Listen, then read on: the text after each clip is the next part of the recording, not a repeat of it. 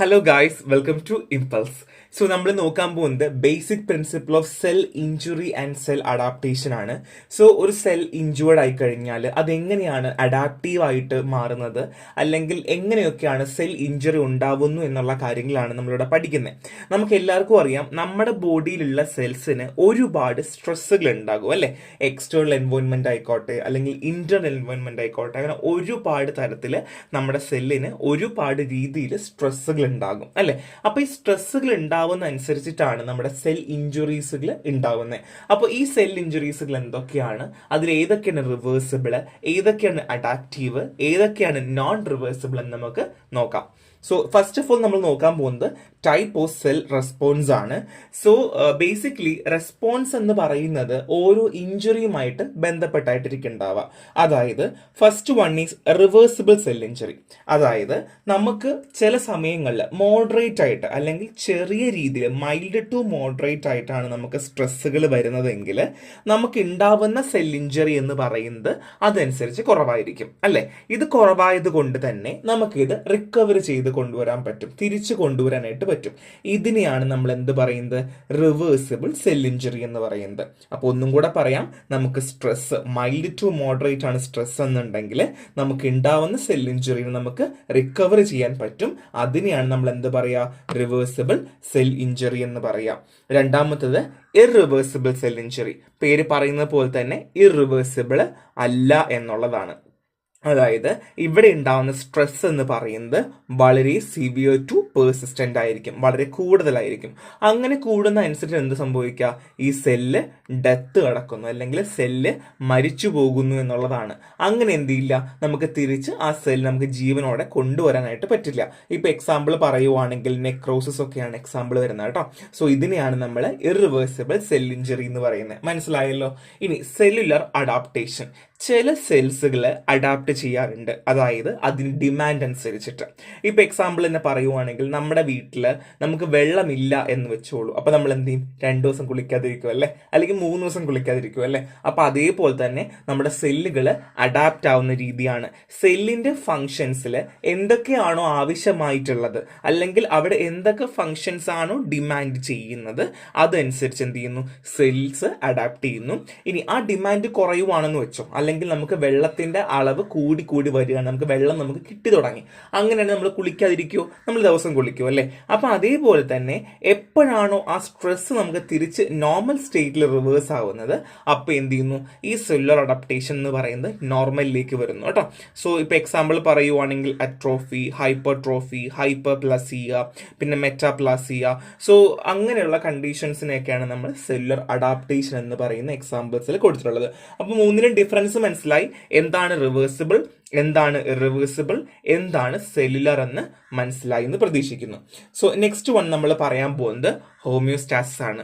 So homeostasis എന്ന് പറയുന്നത് നമ്മളെ സംബന്ധിച്ച്, നമ്മുടെ ശരീരത്തിനെ സംബന്ധിച്ച് വളരെ അത്യാവശ്യമുള്ള ഒരു കാര്യം തന്നെയാണ്.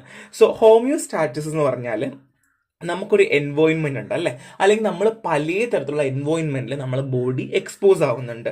ഇപ്പൊ ചില ആൾക്കാർ തണുത്ത സ്ഥലങ്ങളിലേക്ക് പോകുമ്പോൾ അവരുടെ ദേഹത്തിന് കുമ്പള പോലെ രോമാഞ്ചം വരുന്ന പറയില്ലേ, അത് വരാറില്ലേ.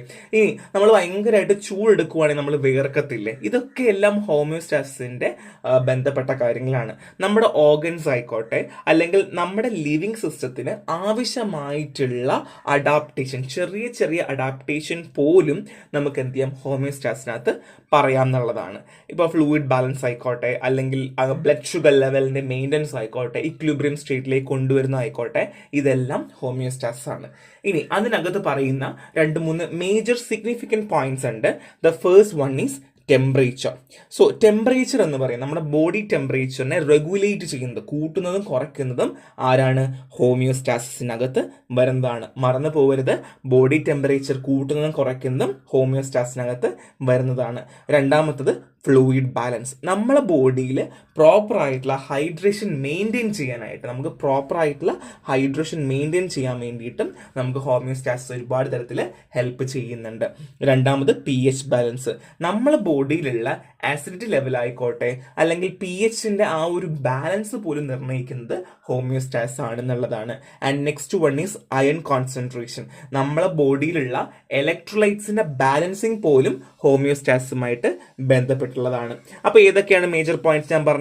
Temperature, fluid balance, pH balance, iron concentration. അപ്പൊ അതുകൊണ്ട് തന്നെ ഈ ഹോമിയോസ്റ്റാസിസ് എന്ന് പറയുമ്പോൾ നിങ്ങളുടെ മൈൻഡിൽ വരേണ്ട കുറച്ച് പോയിന്റ്സ് ആണ് എന്തൊക്കെ? ടെമ്പറേച്ചർ വരണം, ഫ്ലൂയിഡ് ബാലൻസ് വരണം, pH ബാലൻസ് വരണം, അയൺ കോൺസെൻട്രേഷൻ വരണം. ഇത്രയും പോയിന്റ്സ് വളരെ ഇമ്പോർട്ടൻ്റ് ആണ് എന്നുള്ളതാണ്. പറയാൻ പോകുന്നത് ഹോമിയോസ്റ്റാറ്റിക് മെക്കാനിസം ആണ്. എങ്ങനെയാണ് ഈ മെക്കാനിസം വർക്ക് ചെയ്യുന്നത്? ഫസ്റ്റ് വൺ ഇസ് ഡിറ്റക്ഷൻ ആണ്. അതായത് ബോഡിക്ക് ഏതെങ്കിലും തരത്തിൽ ഒരു ഡീവിയേഷൻ കാണുകയോ അല്ലെങ്കിൽ ഇപ്പൊ നമുക്ക് എല്ലാവർക്കും അറിയാം നമുക്ക് സ്മോക്കിംഗ് ഡിറ്റക്ടേഴ്സ് അല്ലേ, അപ്പൊ നമുക്ക് സ്മോക്ക് റൂമിൽ ഉണ്ടാവുമ്പോഴാണ് സ്മോക്കിംഗ് ഡിറ്റക്ടേഴ്സ് വർക്ക് ചെയ്യുന്നത്. അപ്പൊ അതേപോലെ തന്നെ ഏതെങ്കിലും ഒരു പോയിന്റിൽ വെച്ചിട്ട് നമ്മളെ ബോഡി റെക്കഗ്നൈസ് ചെയ്യും, ഇന്നൊരു പ്രശ്നം ഉണ്ടെന്ന് റെക്കഗ്നൈസ് ചെയ്യുക. അതിന് ഡിറ്റക്ഷൻ എന്ന് പറയാം കേട്ടോ. സോ ഡിറ്റക്ഷൻ കഴിഞ്ഞു. ഇനി നമ്മൾ പറയാൻ പോകുന്നത് ഇന്റഗ്രേഷൻ ആണ്. സോ ഇന്റഗ്രേഷൻ കൊണ്ട് ഉദ്ദേശിക്കുന്നത് ഈ എല്ലാ സെൻസറി അലേർട്ടും ഇന്റഗ്രേറ്റ് ആകുന്നു. അതായത് ഇപ്പൊ നമ്മൾ പുകവലിക്കുന്നു, സോ ഇവിടെ നമ്മുടെ സെൻസർ ഉണ്ട്, സോ സെൻസർ സെൻസ് ചെയ്തു, അതിനുശേഷം അതുമായി കണക്ട് ചെയ്തിട്ടുള്ള എല്ലാ സെൻസേഴ്സും ആക്ടിവേറ്റ് ആകുന്നു ആൻഡ് റെസ്പോൺസ് ചെയ്യുന്നു. എന്താ? വെള്ളം വീഴുന്നു ആൻഡ് സ്മോക്ക് അണയ്ക്കുന്നു. ഓക്കെ, ഇതേപോലെയാണ് റെസ്പോൺസും വർക്ക് ചെയ്യുക. സോ എന്തൊക്കെ കാര്യങ്ങളാണ് നമുക്ക് ഈ ആക്ടിവിറ്റി ഇൻഹിബിറ്റ് ചെയ്യാൻ പറ്റുന്നുണ്ടോ ആ കാര്യങ്ങളെല്ലാം ചെയ്യുന്ന കാര്യങ്ങളാണ് റെസ്പോൺസ്. ഇതാണ് ബേസിക് മെക്കാനിസം. ഈ മെക്കാനിസം വേണം നിങ്ങൾ പഠിക്കാൻ. ഡിറ്റക്ഷൻ, ഇന്റഗ്രേഷൻ ആൻഡ് റെസ്പോൺസ് ആണ്. ഡിറ്റക്ട് ചെയ്യുക, ഇന്റഗ്രേഷൻ ചെയ്യുക ആൻഡ് റെസ്പോൺസും കൂടെ ചെയ്യുക എന്നുള്ളതാണ്. ഇത്രയുമാണ് ഹോമിയോസ്റ്റാറ്റിക് മെക്കാനിസം ആയിട്ട് പറയാനുള്ളത്. So next one is the home heating system അൺലോഗിങ്. സോ നമ്മുടെ എല്ലാവരുടെ വീടുകളിലും, നമ്മുടെ വീടുകളിൽ ഉണ്ടാവില്ല എന്നാൽ തന്നെയും ഈ അബ്രോഡ് പോകുന്ന വീടുകളിലൊക്കെ ഒരുപാട് തരത്തിൽ ഈ ഹോം സിസ്റ്റം അല്ലെങ്കിൽ ഹോം ഹീറ്റിംഗ് സിസ്റ്റം ഉണ്ട്. ഇതുപോലെ തന്നെയാണ്. ഇതൊരു എക്സാമ്പിൾ വെച്ച് പറയാൻ പോവാണ്.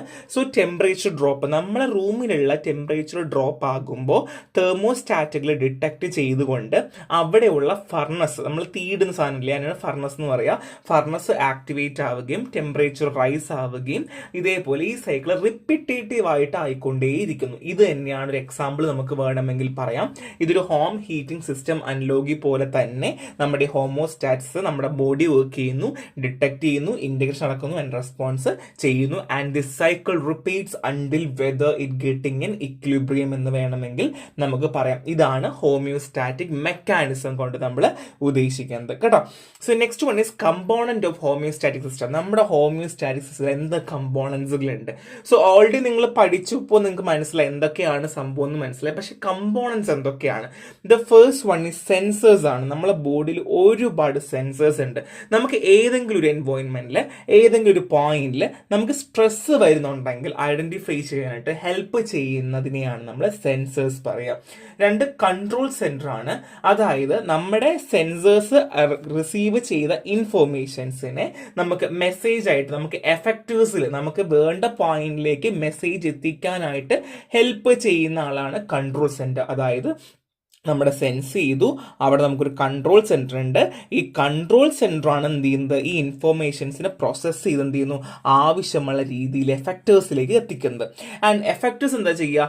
എഫക്റ്റേഴ്സ് കിട്ടിയ മെസ്സേജ് വെച്ചിട്ട് എന്താണോ ചെയ്യേണ്ടത്, നമ്മുടെ ഹോമോസ്റ്റാറ്റ്സിനെ റീ എസ്റ്റാബ്ലിഷ് ചെയ്യാൻ വേണ്ടിയിട്ട് എന്തൊക്കെ കാര്യങ്ങളാണോ ചെയ്യേണ്ടത് അതെല്ലാം ചെയ്യും. അപ്പൊ സെൻസേഴ്സ് ആയി, കൺട്രോൾ സെന്റേഴ്സ് ആയി ആൻഡ് എഫക്റ്റേഴ്സ് ആയി. സോ ഇത്രയും പോയിന്റുകളാണ് നമ്മൾ ഇമ്പോർട്ടൻ്റ് ആയിട്ട് നോക്കേണ്ടത്. സെൻസേഴ്സ്, കൺട്രോൾ സെന്റേഴ്സ് ആൻഡ് എഫക്റ്റേഴ്സ് ആണ്. ഇത്രയും 3 പോയിന്റ്സുകൾ നോക്കുക. So next one is mechanism of action of homeostatic system. So ഏതൊക്കെ രീതിയിലാണ് ഹോമിയോസ്റ്റാറ്റിക് സിസ്റ്റം വർക്ക് ചെയ്യുന്നത്? സോ ഞാൻ ഓൾറെഡി പറഞ്ഞു, നമ്മുടെ നോർമൽ ബോഡി മെയിൻ്റെനൻസ് ആണല്ലോ ബേസിക്കലി ഹോമിയോസ്റ്റാറ്റിക് സിസ്റ്റം എന്ന് പറയുന്നത്. നമുക്ക് ഓൾറെഡി എന്തെങ്കിലും ബുദ്ധിമുട്ടോ സ്ട്രെസ്സോ വന്നു കഴിഞ്ഞാൽ അത് തിരിച്ചു കൊണ്ടുവന്ന് റിവേഴ്സ് ചെയ്ത് നമ്മുടെ നോർമലി ആവശ്യമായിട്ടുള്ള കാര്യങ്ങളെ കൊണ്ടുവരിക എന്നുള്ളതാണ്. സോ ഇത് രണ്ട് രീതിയിലാണ് അല്ലെങ്കിൽ രണ്ട് പോയിന്റ് ഓഫ് വേയിലാണ് ഇത് വർക്ക് ചെയ്യുന്നത്. സോ ബേസിക്കലി നമ്മൾ ഫീഡ്ബാക്ക് സിഗ്നൽസ് എന്ന് പറയും. എന്ത് പറയും? ഫീഡ്ബാക്ക് സിഗ്നൽസ് എന്നാണ് നമ്മൾ നോർമലി പറയാം. സോ എന്താണ് ഫീഡ്ബാക്ക് സിസ്റ്റം അല്ലെങ്കിൽ ഫീഡ്ബാക്ക് സിഗ്നൽ സിസ്റ്റം എന്ന് പറഞ്ഞുതരാം. സോ ഫീഡ്ബാക്ക് സിഗ്നൽ സിസ്റ്റം എന്ന് വെച്ചാൽ നമുക്ക് എല്ലാവർക്കും അറിയാം, ഒരു കമ്പ്യൂട്ടർ എന്ന് പറഞ്ഞാൽ എങ്ങനെയാ, സോ നമുക്കൊരു ഇൻപുട്ട് ഡിവൈസ് ഉണ്ടാകും, ഔട്ട്പുട്ട് ഡിവൈസ് ഉണ്ടാകും. സോ മോണിറ്റർ എന്ന് പറയുന്നത് ഔട്ട്പുട്ട് ആണ് അല്ലേ. സോ CPU എന്ന് പറയുന്നത് എന്താണ്, നമ്മൾ പ്രോസസ്സിംഗ് യൂണിറ്റ് ആണ്. ആൻഡ് കീബോർഡ് എന്ന് വെച്ച് കഴിഞ്ഞാൽ ഇൻപുട്ട് ഡിവൈസ് ആണ്. സോ നമ്മൾ കീബോർഡ് വഴി ഇൻപുട്ട് ചെയ്യുന്നു, അത് CPU വരുന്നു, CPU പ്രോസസ്സ് ചെയ്യുന്നു ആൻഡ് മോണിറ്ററുടെ കാണിക്കുന്നു, അത് ഔട്ട്പുട്ട് ഡിവൈസ് ആണ് അല്ലേ. So basically നമുക്കതറിയാം.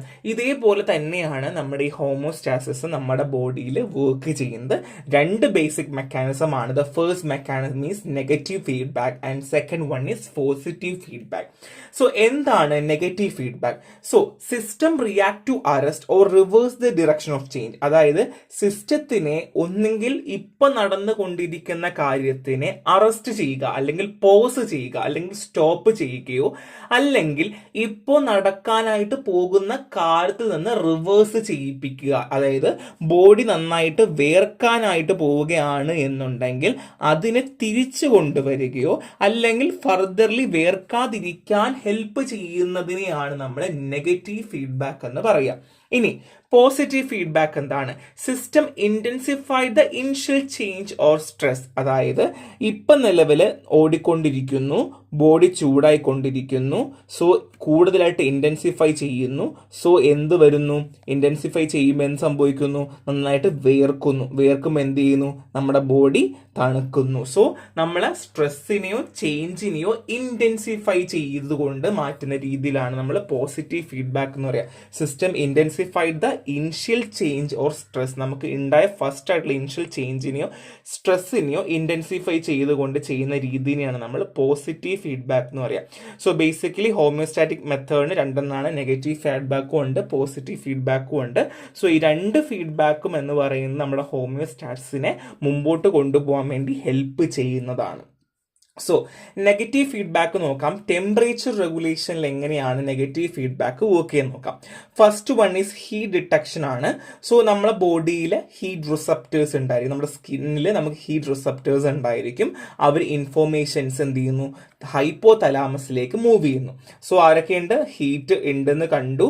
So heat receptors ഉണ്ട്, അവർ ഹൈപ്പോ തലാമസിലേക്ക് എന്ത് ചെയ്യുന്നു?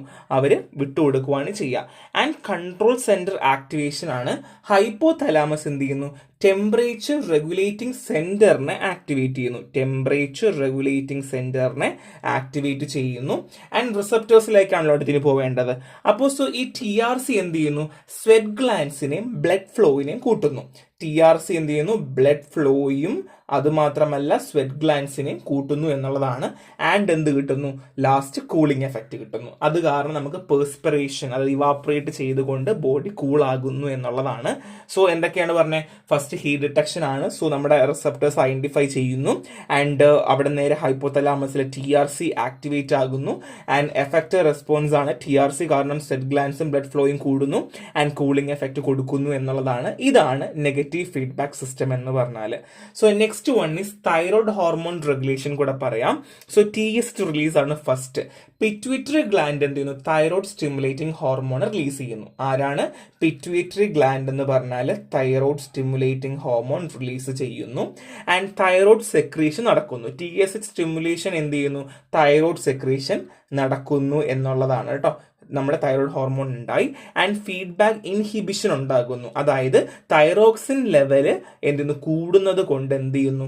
അവിടെ കൂടുതലായിട്ട് ഇനി കൂടണ്ട അല്ലെങ്കിൽ ലിമിറ്റ് ചെയ്യണം എന്നും പറഞ്ഞിട്ടൊരു ഫീഡ്ബാക്ക് ഇൻഹിബിഷൻ ഉണ്ടാകുന്നു. ഫർദർലി TSH എന്ത് ചെയ്യുന്നു? നമ്മുടെ പിറ്റ്യൂട്ടറിയിൽ നിന്ന് ഒരു എന്ത് കിട്ടുന്നു? റെസ്പോൺസ് കിട്ടുന്നു, മതി നിർത്തിക്കോ.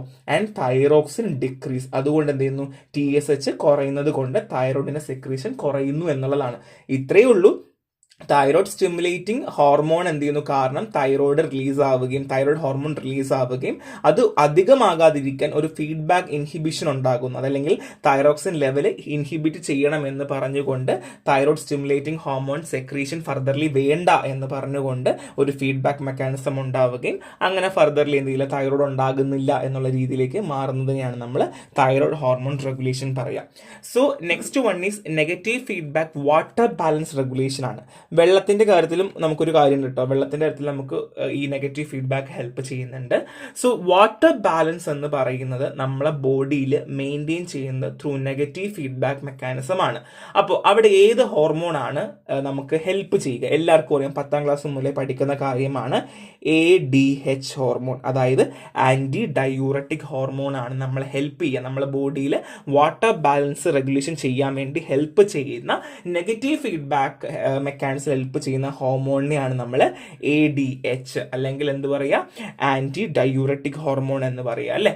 സോ ബ്ലഡിൽ ഓസ്മോലാരിറ്റി ഇൻക്രീസ് ചെയ്യുമ്പോൾ ADH റിലീസ് ആവും. അപ്പോൾ ഞാൻ ഒന്നും കൂടെ പറയാം, അത് വരച്ച് തന്നെ കാണിച്ചു തരാം. സോ നമ്മുടെ ബ്ലഡിൽ ഓസ്മോലാരിറ്റി എന്ത് ചെയ്തു, കൂടി കേട്ടോ. കൂടി കഴിയുമ്പോൾ എന്ത് സംഭവിക്കുന്നു?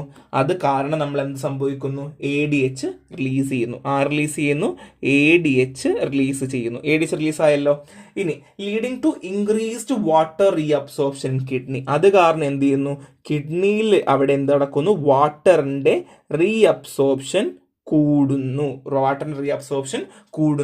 അത് കാരണം എന്ത് ചെയ്യുന്നു? നമ്മളെ ബ്ലഡിലുള്ള ഓസ്മോലാരിറ്റി കുറയുന്നു. അത് കാരണം എന്ത് സംഭവിക്കുന്നു? നമ്മളെ ബ്ലഡിലുള്ള ഓസ്മോലാരിറ്റി എന്ത് ചെയ്യുന്നു? കുറയുവാണ് ചെയ്യേണ്ടാവുക. Okay, so which then turn reduce ADH. അപ്പൊ ഇങ്ങനെ കുറയുമ്പോൾ എന്ത് സംഭവിക്കുന്നു? പിന്നെ എന്ത് ചെയ്യുന്നു? ADH കുറയുന്നു. വീണ്ടും ADH എന്ത് ചെയ്യുന്നു? കുറയുവാണ് ചെയ്യുന്നേ. And complete the feedback loop. അങ്ങനെ എന്ത് ചെയ്യുന്നു? ഈ ഫീഡ്ബാക്ക് ലൂപ്പ് കംപ്ലീറ്റ് ആകുന്നു എന്നുള്ളതാണ്. അപ്പൊ എന്താ പറഞ്ഞത്? വാട്ടർ ബാലൻസ് റെഗുലേഷനിൽ ആദ്യം നമ്മളെ ബോഡിയിൽ വെള്ളമുണ്ട് എന്ന് വിചാരിക്കുക. സോ നെഗറ്റീവ് ഫീഡ്ബാക്ക് മെക്കാനിസത്തിലൂടെ വർക്ക് ചെയ്യുന്ന ഒരു ഹോർമോൺ ആണ് ADH. സോ നമ്മളെ ബോഡിയിലുള്ള വെള്ളത്തിനെ റെഗുലേറ്റ് ചെയ്യണം, അതിന് ഹെൽപ്പ് ചെയ്യാൻ പോകുന്ന ഹോർമോൺ ആണ് ADH. നമ്മളെ ബ്ലഡിൽ ഓസ്മോലാരിറ്റി കൂടുകയാണ് ചെയ്യുക. നമുക്കത് കുറയ്ക്കണോ അല്ലേ? ആ സമയത്ത് ADH റിലീസ് ആകുകയും അങ്ങനെ എന്ത് ചെയ്യുന്നു? വാട്ടറിന്റെ റീഅബ്സോർപ്ഷൻ കിഡ്നിയിൽ കൂടുകയും അത് കാരണം ബ്ലഡിലുള്ള ഓസ്മോലാരിറ്റി കുറയുകയും അങ്ങനെ ADHന്റെ സെക്രീഷൻ കുറയുകയും ചെയ്യുന്നു. അത് കാരണം എന്തെന്നു? ഈ ഒരു ലൂപ്പ് എന്ന് പറയുന്നത് വീണ്ടും ഇങ്ങനെ സർക്കുലേറ്റ് ചെയ്തുകൊണ്ടിരിക്കുകയാണ് ചെയ്യുക. സോ ഇതാണ് നെഗറ്റീവ് ഫീഡ്ബാക്ക് വാട്ടർ ബാലൻസ് റെഗുലേഷന്റെ ലൂപ്പ് എന്ന് പറഞ്ഞാൽ. അപ്പൊ നമ്മൾ 3 പഠിച്ചു, തൈറോയ്ഡ് പഠിച്ചു, വാട്ടർ പഠിച്ചു, ആൻഡ് ടെമ്പറേച്ചർ റെഗുലേഷനും പഠിച്ചു. ഇമ്പോർട്ടന്റ് ആണ്. സോ ഈ നമ്മൾ പറയാൻ പോകുന്ന പോസിറ്റീവ് ഫീഡ്ബാക്ക് മെക്കാനിസം ആണ് പറയാൻ പോകുന്നത് കേട്ടോ. സോ പോസിറ്റീവ് ഫീഡ്ബാക്ക് മെക്കാനിസത്തിന് അതിൻ്റെതായ ഒരു ടൈം ലിമിറ്റേഷൻ ഉണ്ട്. അതായത് process that must be complete with a constrained time frame or framed are usually modified by positive feedback. അതായത് നമുക്ക് ചില പറയുന്ന സെർട്ടേൺ ടൈമിനുള്ളിൽ നമുക്ക് ചെയ്ത് തീർക്കേണ്ട കാര്യങ്ങളെയാണ് നമ്മൾ എന്ത് പറയുക, കൂടുതലും പോസിറ്റീവ് ഫീഡ്ബാക്ക് മെക്കാനിസത്തിനകത്ത് പറയാം.